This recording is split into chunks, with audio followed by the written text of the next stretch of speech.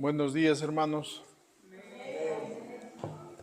Les saludo con el amor de Dios. Gloria a Dios. Bien, esta mañana, hermanos preciosos, vamos a enseñar la palabra del Señor. Y he titulado esta enseñanza Libres del pecado. Amén. Libres del pecado.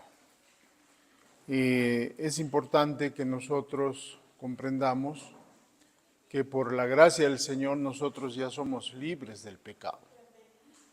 Está claro, ¿verdad?, que pecar trae consecuencias, ¿verdad?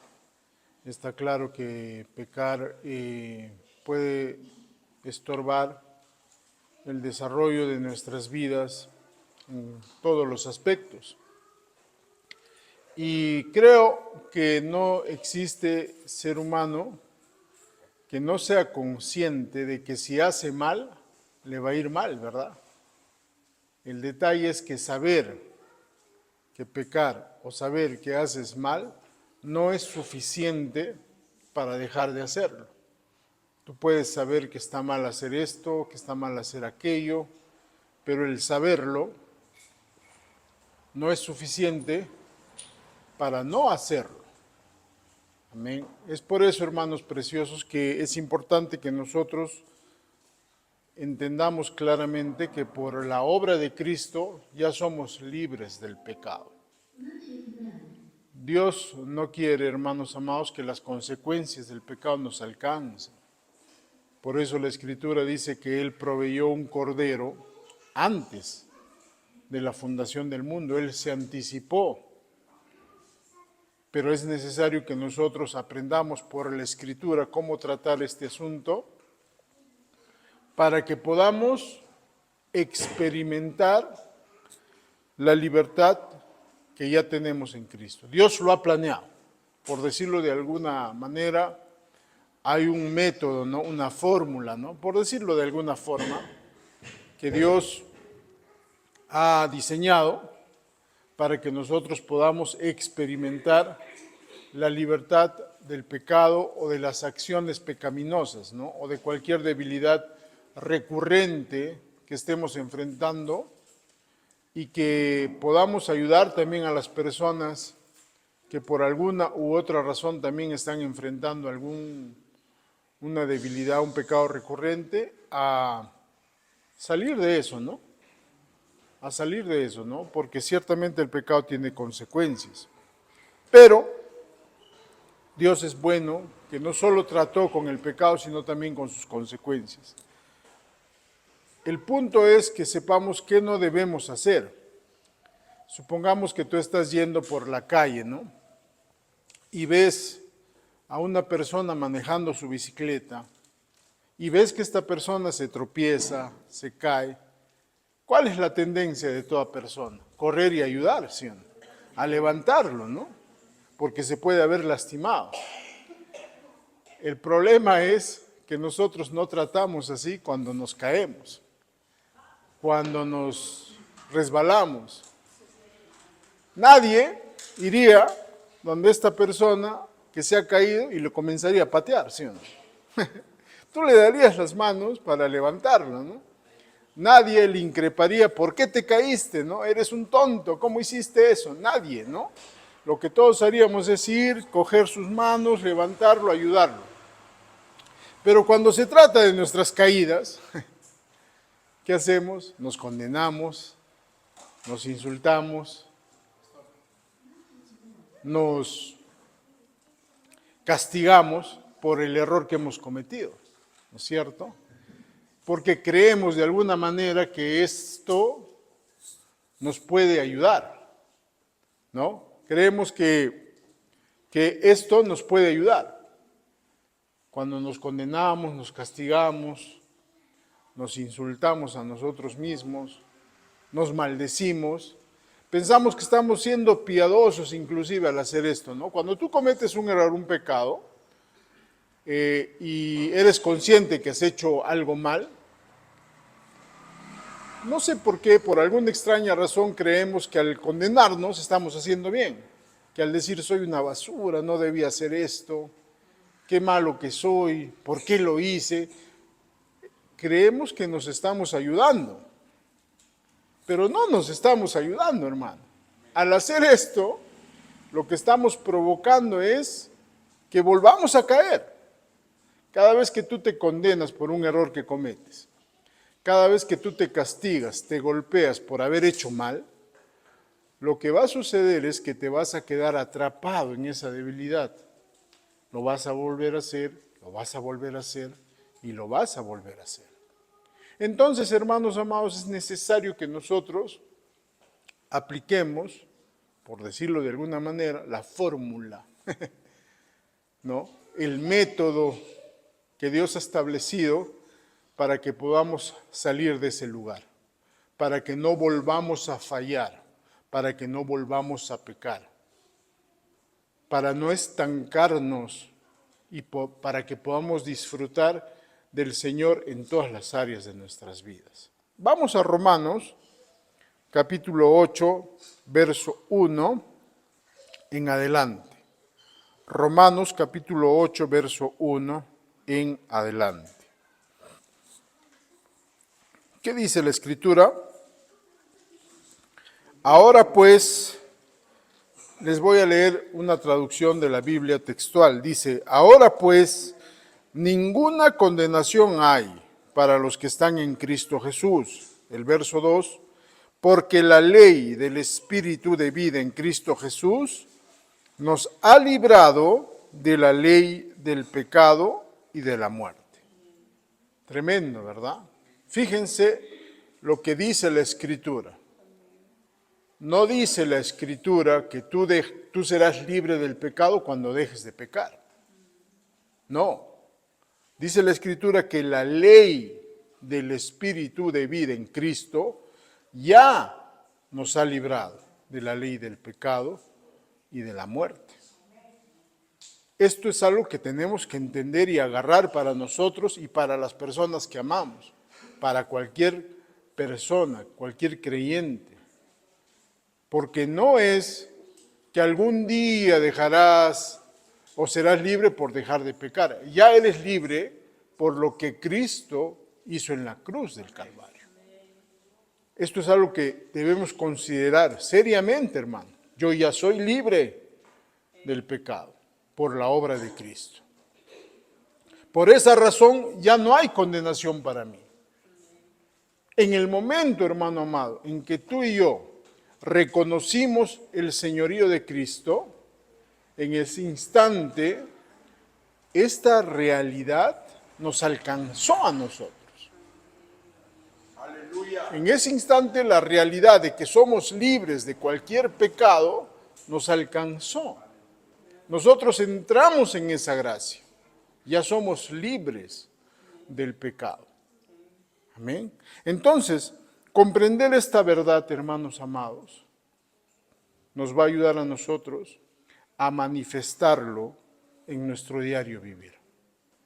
Cuando una persona comprende finalmente que ya es libre, entonces esta persona sabrá que no se trata de lo que él puede hacer o dejar de hacer, sino de lo que Cristo logró en la cruz para traer libertad a su vida. Amén. Porque no está la respuesta en el hecho de buscar caminos naturales para dejar de pecar. No. La respuesta está en que nosotros veamos que en Cristo Jesús ya somos libres del pecado. Que Jesús no solamente trató con la libertad del pecado, sino que también nos dio las herramientas para resistir el deseo de pecar. Su gracia, su vida, su amor, su favor. Son herramientas que tú y yo tenemos para resistir los deseos de pecar. Amén. Pero tenemos, hermanos, que aprender a mirar a Cristo, su obra en la cruz, y a comprender que por esa obra ya somos libres.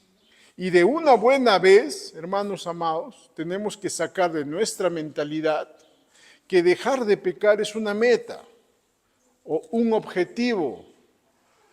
el dejar de pecar, hermano, o el vivir en santidad es fruto y resultado de la vida que ahora tenemos por Jesús. En la medida en que tú crees que dejar de pecar, dejar de hacer lo malo, incluimos todo pecado, ¿no? Comer de más, no hacer ejercicios, la pereza, la fornicación, el adulterio. En la medida que tú crees que dejar de hacer eso es una meta, tú vas a seguir cayendo, vas a seguir cayendo, vas a seguir tropezando y no vas a experimentar la libertad que ya tienes en Cristo. ¿Por qué? Porque el dejar de pecar, el dejar de hacer lo malo, siempre será el fruto de la vida que tú y yo ya tenemos en Cristo Jesús. Entonces, si es un fruto, es un resultado, ¿dónde debe estar mi enfoque? ¿En dejar de hacerlo o en la vida que ya tengo? Mi enfoque debe estar en la vida que ya tengo, para poder experimentar la verdad de Dios al respecto. Y lo vamos a ver, vamos a Romanos capítulo 6, verso 22. Romanos capítulo 6, verso 22.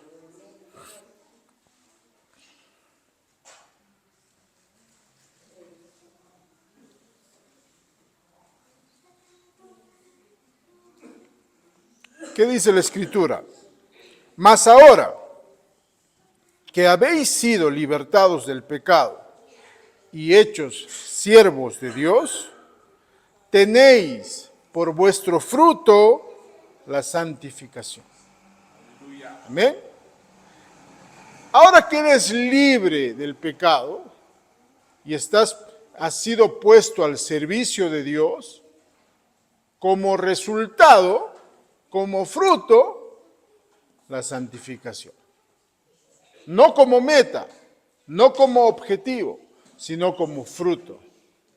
Acá hay dos cosas interesantes, hermanos. Que para poder ser útiles al servicio de Dios, tenemos que caminar libres del pecado. Amén. Y punto número 2, la santificación es un fruto. Es el resultado de la vida que ahora nos gobierna. La clave está en que tú te dejes gobernar por la vida de Dios. Pero si tú crees que dejar de pecar es una meta, si tu mirada está en predicar en contra del pecado, si tu mirada está en predicar en contra de la idolatría, en contra de la religión, olvídate, hermano. Nunca podrás experimentar una santidad real. Serás un religioso, serás un fariseo. Y Dios no quiere que seas un religioso, Dios no quiere que seas un fariseo. Los fariseos, ¿se acuerdan? Jesús les decía, hipócritas, sepulcros blanqueados, ponen sobre las personas pesos tremendos que ni siquiera ustedes se atreven a tocar con la mano. Jesús los parchaba a los religiosos, porque su mirada estaba en predicar en contra del pecado, su mirada estaba en predicar santidad, pero no estaban mirando a la fuente, a Jesús. Y nos podría pasar, hermano amado, para que nosotros podamos ser útiles al servicio de Dios, tenemos que poner nuestra mirada en Jesús, y para que la santidad real de Cristo se manifieste en nuestras vidas y pueda alcanzar a los demás también. Porque ya dice Hebreos que sin santidad nadie verá al Señor. Entonces, si tú y yo no entendemos que la santificación es un fruto, entonces la santidad no se podrá manifestar a través de nosotros y así las personas no van a ver a Cristo. Nadie verá al Señor en tu vida si tú no caminas en una santidad real, práctica, ¿no? No estamos hablando de esa santidad religiosa, hermano. No. Pero entendamos que la santidad, hermanos amados, según la Escritura, es un fruto. Espontáneamente, tú comenzarás a caminar en santidad, en diferentes aspectos, en diferentes áreas en tu vida, si pones tu mirada en Jesús. Si crees que ya eres libre del pecado. Pero si tú te sigues viendo como un pecador, no, yo soy un pecador, soy un cochino. Perdóname, Señor, porque soy un pecador, sucio, asqueroso. Si tú sigues pensando así de ti, estás pensando en contra de Dios. Porque Dios dice que ya eres libre, Dios dice que ya eres santo, Dios dice que ya eres la justicia de Dios en Cristo Jesús. Dios dice eso de ti. Pero cada vez que tú oras le dices, Señor, soy un asqueroso, un pecador, un sucio. Apiádate de mí, Señor. Entonces tú estás diciendo algo en contra de lo que Dios dice de ti.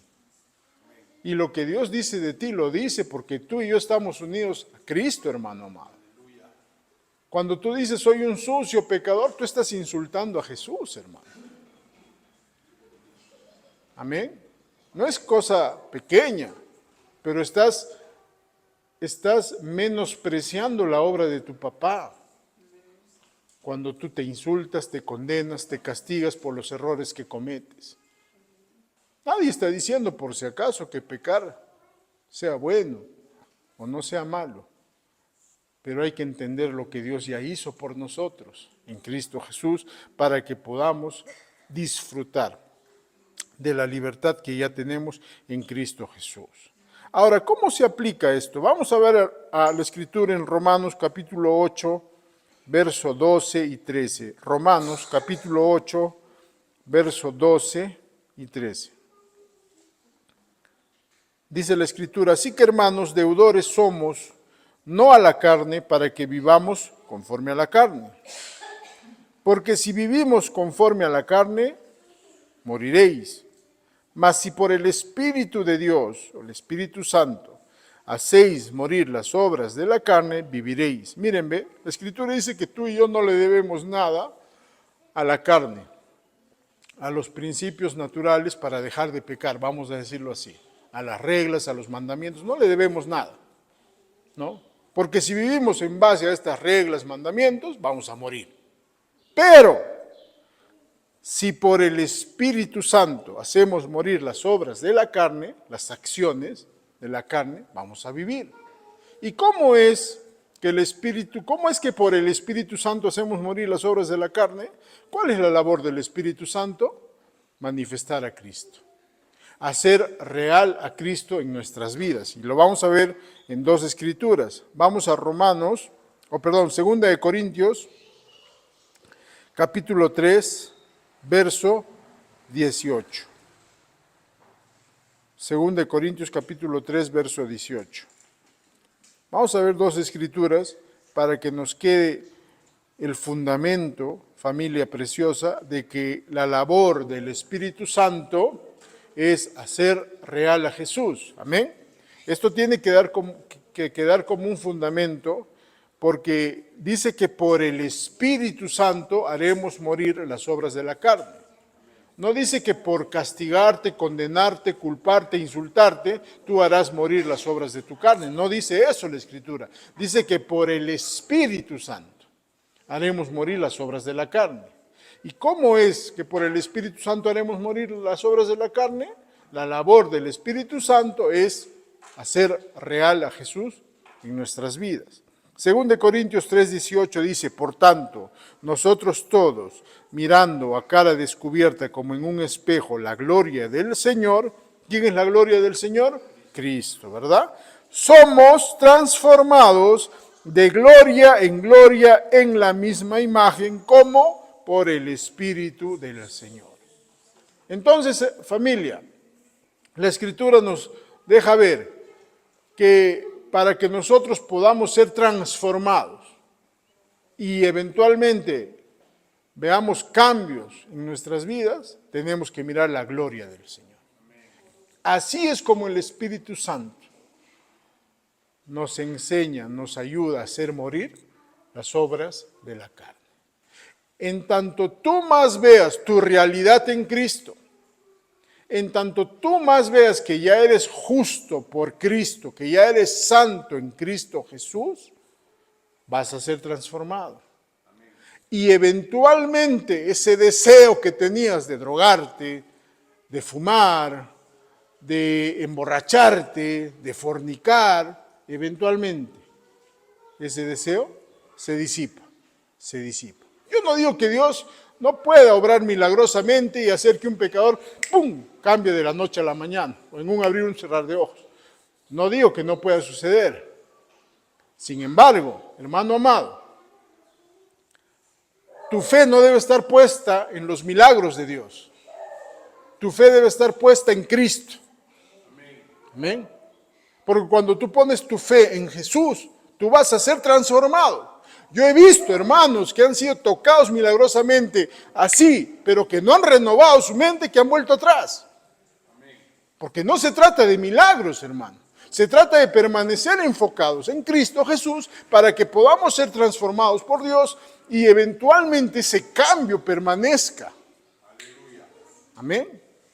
Transformados en la misma imagen por el Espíritu del Señor. Es el Espíritu del Señor el que nos enseña a hacer morir las obras de la carne. Esto es importante, hermano. Vamos a ver otra escritura que nos habla de lo mismo. Romanos capítulo 8, verso 14. Dice, porque todos los que son guiados por el Espíritu de Dios, estos son hijos de Dios. Pues no habéis recibido el espíritu de esclavitud para estar otra vez en temor, sino que habéis recibido el espíritu de adopción, por el cual clamamos, Abba Padre. El Espíritu mismo da testimonio a nuestro espíritu de que somos sucios, cochinos, pecadores. No, ¿verdad? El Espíritu Santo mismo da testimonio a nuestro espíritu de que somos hijos de Dios. Tú ya no eres pecador, aún si estás pecando, hermano, ya no eres pecador. Eres un hijo de Dios, pero necesitas comprender esta realidad. Yo ya soy un hijo de Dios, he sido perdonado por Dios, he sido librado del pecado. Háblalo, medítalo, créelo, así serás transformado por Dios. Y eventualmente los cambios se van a manifestar. De pronto, si fumabas 30 cigarros al día, de pronto bajas a 20, de pronto a 15, de pronto a 10, de pronto a 5, de pronto 1, de pronto nada. Y se manifestó. Pero ya eres libre. No eres libre porque estás dejando de fumar. Eres libre por lo que Cristo hizo en la cruz del Calvario. Pero si tú sigues, ¿cómo haré para dejar de fumar? ¿Cuándo dejaré este vicio de porquería? Hermano, yo lo digo porque lo he experimentado además también. Yo me acuerdo que yo juraba me acuerdo que mi mamá falleció porque ella también tenía adicción al tabaco y en el cajón de mi mamá yo prometí, mamá, yo no voy a fumar porque sé que este vicio, esta adicción te ha matado a ti. Y dije, ¿qué hago? Como ya tenía la adicción, empecé a chupar caramelitos. A las 2 horas, hermano, ya no aguantaba y prendí el cigarro. He tratado todas las formas posibles, naturales, que puedan haber para dejar la adicción. Me acuerdo una vez que dije, no vuelvo a fumar, y rompí los cigarrillos, los tiré a la basura. A la hora, hermano. Yo digo esto porque seguramente Manuel también lo habría hecho alguna vez. Salimos, yo salí a la calle, hermano. Era joven, un adolescente, salí a la calle a buscar colillas de cigarro y la primera que me encontraba la prendí y me la fumaba. Porque estaba atado a la adicción. Y ya conociendo a Jesús seguía atado a la adicción. Pero dejé de mirar mis fuerzas, dejé de mirar mi habilidad, dejé de castigarme, porque yo me castigaba, hermano, yo me insultaba, yo sabía esta porquería me va a matar. Ya tenía que dormir sentado, escupía toda la noche con un balde, no podía respirar bien. Yo vivía así, hermano. Pero comencé a mirar a Cristo, empecé a conocer la gracia. Yo ya sabía que el Señor no me estaba condenando, no me estaba juzgando. Por el contrario, comencé a mirar que el Señor sanaba a uno, sanaba a otro, libertaba a uno, libertaba a otro, resucitaba a muertos. ¿Qué será para el Señor que yo deje fumar? Pensaba así. Y eventualmente, hermano, por mirar a Cristo, yo pude experimentar la libertad que ya tenía en el Señor. Amén. Entonces, hermano amado, el Espíritu da testimonio a nuestro espíritu.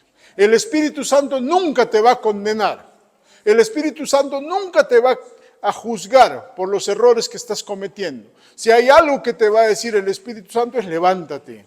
Si hay algo que el Espíritu Santo te va a decir, tú eres un hijo de Dios, tú eres la justicia de Dios en Cristo Jesús, tú eres más que vencedor en Cristo, tú lo puedes todo en Cristo porque Él te fortalece.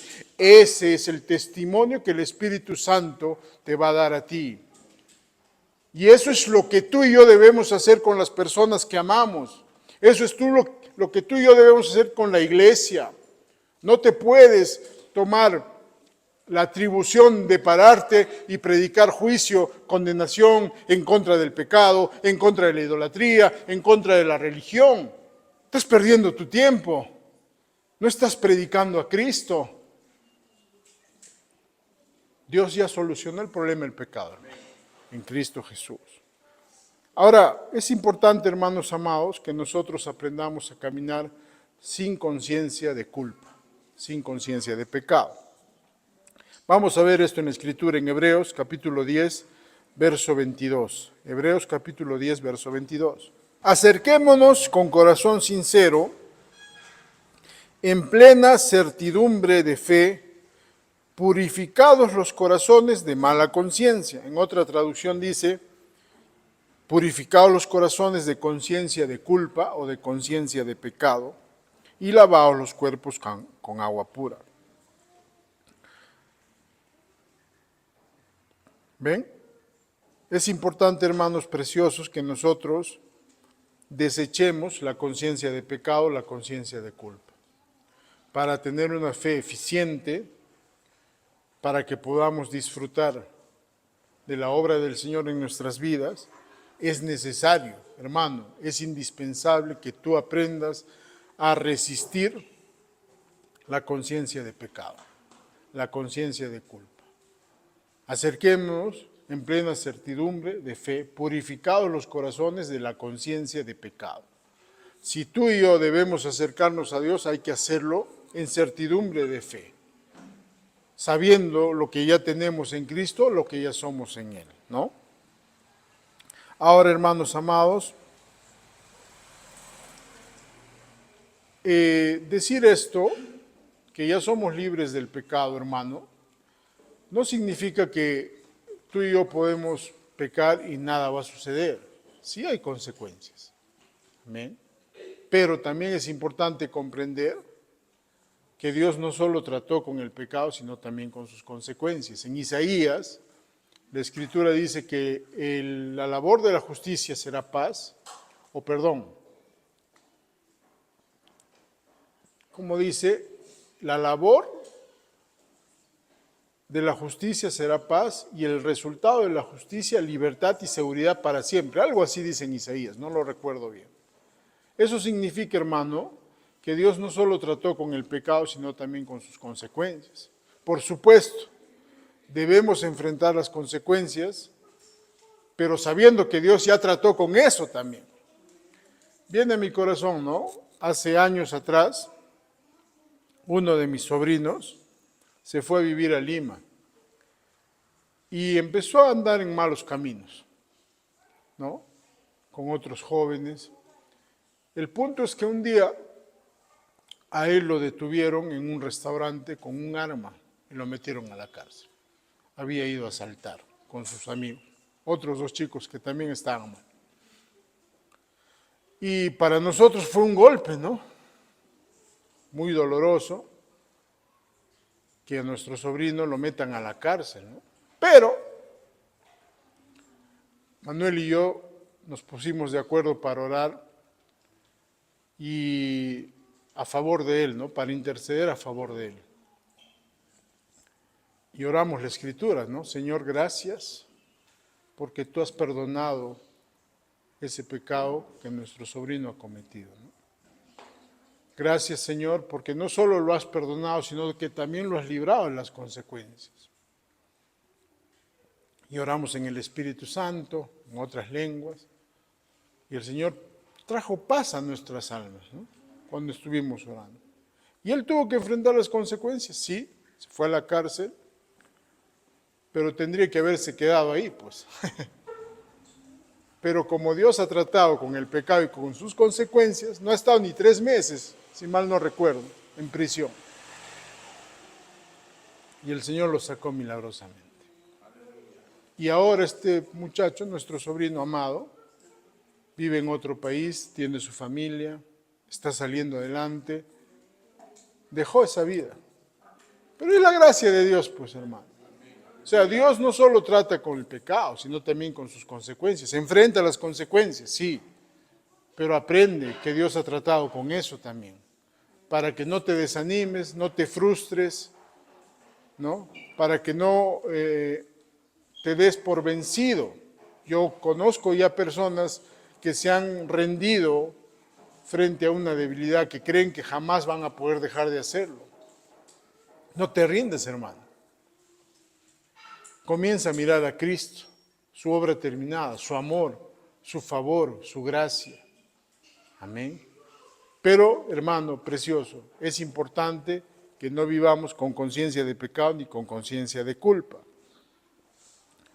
Vamos a leer para ver esto con más amplitud en Hebreos, hermanos preciosos, el capítulo 10 del verso 1 en adelante. Lo que alimenta el deseo de pecar vamos a ver. Hebreos capítulo 10, verso 1 en adelante. Dice la Escritura, porque la ley, teniendo la sombra de los bienes venideros, no la imagen misma de las cosas, nunca puede. Digan conmigo, nunca puede. Por los mismos sacrificios que se ofrecen continuamente cada año, hacer perfectos a los que se acercan. Hebreos 10:1. Ahí hacemos un paréntesis y vamos a Romanos 5:20. Romanos 5:20 dice, pero la ley se introdujo para que el pecado abundase. Ahí la palabra pecado está hablando de acciones pecaminosas, pero la ley se introdujo para que el pecado abundase. Mas cuando el pecado abundó, sobreabundó la gracia. Fíjense, hermanos, es la ley, la prohibición, la regla, la advertencia, lo que alimenta el deseo de pecar. No que la ley o las advertencias sean malas. El problema es cuando tú pones tu confianza en la ley, en las advertencias. Yo he conocido, no me han contado, yo he escuchado hombres de Dios jurar que nunca iban a caer en adulterio y han caído en adulterio, ¿no? Yo he visto personas jurar que se van a someter a la autoridad establecida por Dios que se han terminado yendo, hablando mal de su autoridad. Porque la ley te entrampa. Amén. No es la gracia, hermano. Hay gente que dice, cuidado, mucha gracia puede provocar desgracia. Eso es falso, hermano. Lo que provoca la desgracia en las personas es vivir bajo reglas, mandamientos y legalismo. Si tú has sido legalista en algún momento de tu vida, déjame decirte, ese legalismo te va a alcanzar. Por eso recurre a la gracia de Dios, para que no te alcance. Pero no culpes a la gracia de Dios del desastre que estás viviendo. Más bien aférrate a la gracia del Señor para que puedas salir de esa desgracia y vivir una vida plena en el Señor. Pero claro, al diablo siempre le ha gustado ensuciar la gracia, porque es la gracia lo que trae libertad en la vida de las personas. Acá dice, la ley se introdujo para que el pecado abundase. Y Hebreos dice, porque la ley, teniendo la sombra de los bienes venideros, no la imagen misma de las cosas, nunca puede. Aquí está hablando de los judíos y de la ley de Moisés, ¿verdad? Pero si lo traemos a nuestro contexto, ¿cuántos han visto, por ejemplo, una ley es como un juramento, ¿no? ¿Cuántos matrimonios han jurado estar juntos para siempre en el altar? ¿Han visto o no? Prometes, sí, juro. Yo he visto más de un matrimonio hacer eso. Ahora, no digo que eso sea malo, por si acaso, pero ¿hay fuerza en el juramento? ¿Hay fuerza en la ley? ¿Hay vida en las advertencias? Dios no le dijo a Adán, de todo árbol puedes comer, pero de este no comas porque te va a ir mal. ¿Le advirtió o no le advirtió? ¿Le funcionó a Dios? ¿Ven? No son malas las advertencias, no son malas las leyes. Vamos a decirlo que son como que un instrumento que nos dice lo que puede suceder. Pero tú no puedes poner tu confianza en una ley. Yo jamás engañaría a mi mujer. Chamar, hermano, ya. Mejor me arrepiento de haber dicho esa tontería y mejor digo, poderoso es Dios para guardarme a mí sin caída y sin mancha. Pero si tú crees que hay fuerza en tu juramento, en lo que tú prometes, prometo nunca dejar, olvídate, hermano. Lo que finalmente vas a hacer es cometer ese error. Amén. Acá dice, ¿no? Porque la ley, teniendo la sombra de los bienes venideros, no la imagen misma, nunca puede, por los mismos sacrificios que se ofrecen continuamente cada año, hacer perfectos a los que se acercan. Verso 2, de otra manera, o sea, si habría fuerza en esto, de otra manera cesarían de ofrecerse, pues los que tributan este culto limpios una vez, no tendrían ya más conciencia de pecado. Pero en estos sacrificios cada año se hace memoria de los pecados, porque la sangre de los toros y de los machos cabríos no puede quitar los pecados. Fíjense, ¿no? Los judíos ofrecían sacrificios a Dios con la sangre de animales. Y en estos sacrificios ellos hacían memoria de sus pecados. Pero esto no podía traer libertad al pueblo de Dios. Porque la sangre de los toros y de los machos cabríos no puede quitar los pecados. Verso 5, por lo cual, entrando en el mundo dice, sacrificio y ofrenda no quisiste. Aquí está hablando de Jesús. Mas me preparaste cuerpo. Verso 6, holocaustos y expiaciones por el pecado no te agradaron. Hermano, a Dios no le agradan los holocaustos. No le agradan las expiaciones. Un holocausto es una ofrenda quemada. Una expiación es pedir perdón. ¿Qué dice la Escritura? Holocaustos y expiaciones por el pecado no te agradaron. Entonces dije, he aquí que vengo, oh Dios, para hacer tu voluntad, como en el rollo del libro está escrito de mí, diciendo primero, sacrificio y ofrenda y holocaustos y expiaciones por el pecado no quisiste ni te agradaron, las cuales cosas se ofrecen según la ley. Y diciendo luego, he aquí que vengo, oh Dios, para hacer tu voluntad. Quítalo primero para establecer esto último. En esta voluntad, en Cristo, somos santificados mediante la ofrenda del cuerpo de Jesucristo, hecha una vez y para siempre. Hermano, tú y yo somos santos por Cristo, por su obra, una vez y para siempre. Y ciertamente, dice el verso 11, todo sacerdote está día tras día ministrando y ofreciendo muchas veces los mismos sacrificios que nunca pueden quitar los pecados. Pero Cristo, habiendo ofrecido una vez para siempre un solo sacrificio por los pecados, se ha sentado a la diestra de Dios. De ahí en adelante esperando hasta que sus enemigos sean puestos por estrado de sus pies.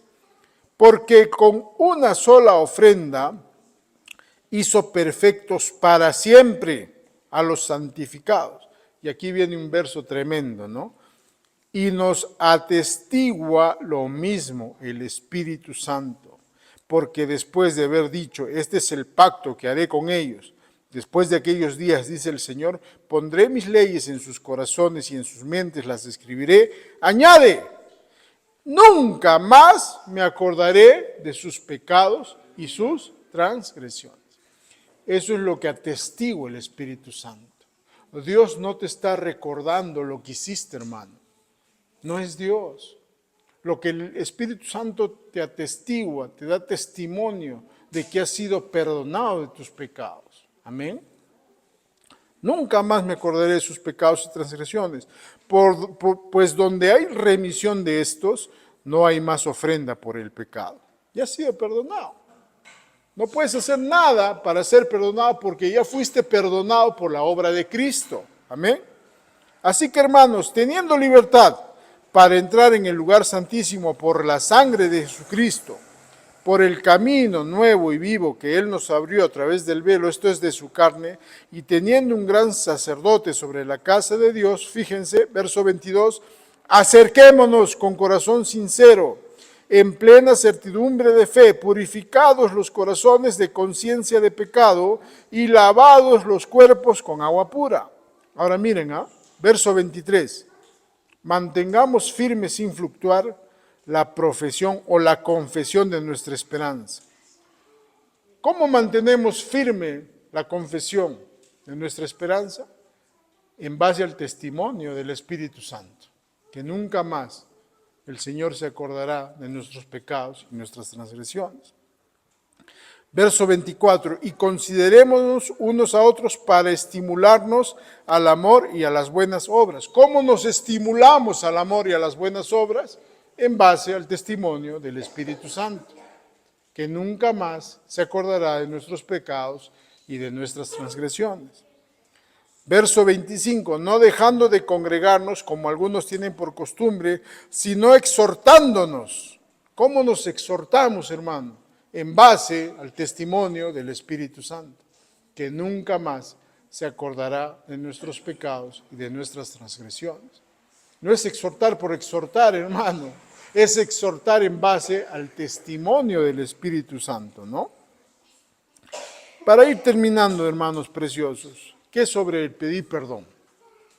La vez pasada enseñaba que mejor que pedir perdón es no pecar, ¿verdad? Ahora, hermano, no está mal pedir perdón a tu esposa, a tu esposo, a tus hijos, a un hermano si lo lastimaste.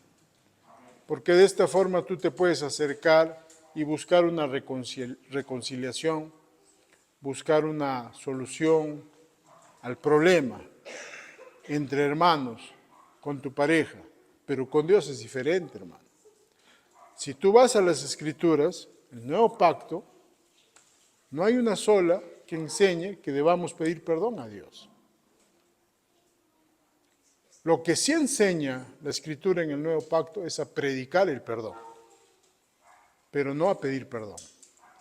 Entonces, hermano amado, mejor que pedirle perdón a Dios es mostrarle a Dios agradecimiento porque ya hemos sido perdonados. ¿Amén? Porque cuando tú le pides perdón a Dios por un pecado que has cometido, no estás creyendo que ya has sido perdonado, hermano. Entonces no estás mirándote como Dios te ve, libre del pecado. Te sigues mirando atado a un pecado. Entonces cuando tú pecas, hermano precioso, es mejor que le digas, Padre, te doy gracias porque este pecado tú ya me lo has perdonado. Porque la ley del Espíritu de vida en Cristo me ha librado de la ley del pecado y de la muerte. Porque a Dios no le sorprende que hayas pecado, hermano. Él ya sabía que ibas a pecar. Pero Dios quiere que disfrutes la libertad de vivir pecando, pues. Porque eso te detiene, eso te lastima. Tú ya eres libre en Cristo Jesús. Y pecar te va a destruir. Pero Dios no quiere eso, pues. Dios quiere que finalmente puedas caminar en libertad. Pero predícate a ti mismo el perdón. Gracias, Padre, tú me has perdonado este pecado. Vamos a terminar viendo este versículo para que quede establecido como fundamento que la Escritura no enseña a pedir perdón, sino a predicar el perdón. Amén. Hechos 26, 14, aquí el Señor Jesús se revela a Pablo. Dice, ¿no? Y habiendo caído todos nosotros en tierra, oí una voz que me hablaba y me decía en lengua hebrea, Saulo, Saulo, ¿por qué me persigues? Dura cosa te es dar coces contra el aguijón. Yo entonces dije, ¿quién eres, Señor? Y el Señor dijo, yo soy Jesús, a quien tú persigues. Pero levántate y ponte sobre tus pies, porque para esto he aparecido a ti, para ponerte por ministro y testigo de las cosas que has visto y de aquellas en que me apareceré a ti, librándote de tu pueblo y de los gentiles a quienes ahora te envío, para que abras sus ojos, para que se conviertan de las tinieblas a la luz y de la potestad de Satanás a Dios, para que reciban por la fe que es en mí perdón de pecados y herencia entre los santificados. ¿Ve? El Señor Jesús no le dijo, para esto te envío, para que les digas que pidan perdón por sus pecados. No, para esto te envío, para que abras sus ojos y que sepan que han sido perdonados. Les dejo otras dos escrituras para que también lo vean. Hechos 13:37 al 39, Efesios del 1 al 7, capítulo 1 del verso 3 al 7, Colosenses capítulo 1 del verso 9 al 14. Todas estas escrituras enseñan, hermano amado, que debemos predicar el perdón de pecados. No la culpa, no la condenación, no el castigo. Si hay algo que tú y yo debemos predicar como cuerpo de Cristo, como hermanos en Cristo, es que han sido perdonados. Amén. Esto va a traer libertad, hermano precioso. No solamente a tu vida, sino también a la vida de los que amas. A la iglesia, hermano. Pero ¿por qué a algunos predicadores no les gusta predicar el perdón? Porque les gusta el control, pues. Les gusta controlar a las personas. Quieren que las personas estén detrás de ellos. Quieren ser la fuente, no el medio. Terrible, hermano. Terrible. Cuando un predicador, en vez de predicar el perdón, comienza a controlar, a castigar, a condenar, es porque quiere ser una fuente, no el medio, no alguien usado por Dios. Por temor, qué sé yo, puede haber tantas razones. Pero hermano amado, tú y yo hemos sido llamados a predicar el perdón. Si hay algo que tú debes predicar es, tú has sido perdonado de todos tus pecados. Amén. Vamos a orar. Nos ponemos de pie, familia, vamos a orar. Padre, te damos gracias esta mañana, Señor, porque tú ya nos has hecho libres del pecado y también has tratado con las consecuencias, Señor. No nos apoyamos en nuestras fuerzas, confiamos en ti con todo el corazón, Señor. Revela, Señor, alumbra los ojos de nuestro entendimiento para que por el Espíritu Santo hagamos morir las obras de la carne, Señor. Tu palabra dice, ya no vivo yo, Cristo vive en mí, y la vida verdadera que vivo ahora en mi carne, lo vivo en la fe de Jesús. Gracias, Padre, por perdonar todos mis pecados. Gracias, Señor, porque en la medida en que yo aprenda a mirar a Cristo Jesús como mi fuente, seré transformado y eventualmente, Señor, veré los cambios en mi vida. Gracias, Padre, porque no hay condenación para mí que estoy unido a Cristo Jesús, porque la ley del Espíritu de vida en Cristo me ha librado de la ley del pecado y de la muerte. Tu palabra dice que hemos renacido de simiente incorruptible por tu palabra que vive y permanece para siempre. Ahora sé que soy libre, Señor. Ahora sé que soy libre de la adicción a la pornografía. Ahora sé que soy libre de la adicción a las drogas. Ahora sé que soy libre de la adicción a la comida. Ahora sé que soy libre del adulterio, de la fornicación y de todo pecado. Pero no porque dejé de pecar, Señor, sino porque Cristo me ha hecho libre de todo pecado. Ahora sé que la santidad en mi vida es un fruto, es el resultado de la vida que ahora tengo, que es Cristo. Tu palabra dice que es Cristo en vosotros, ahora la realidad de gloria. Gracias, Padre. En el nombre de Jesús, todos decimos amén. Amén.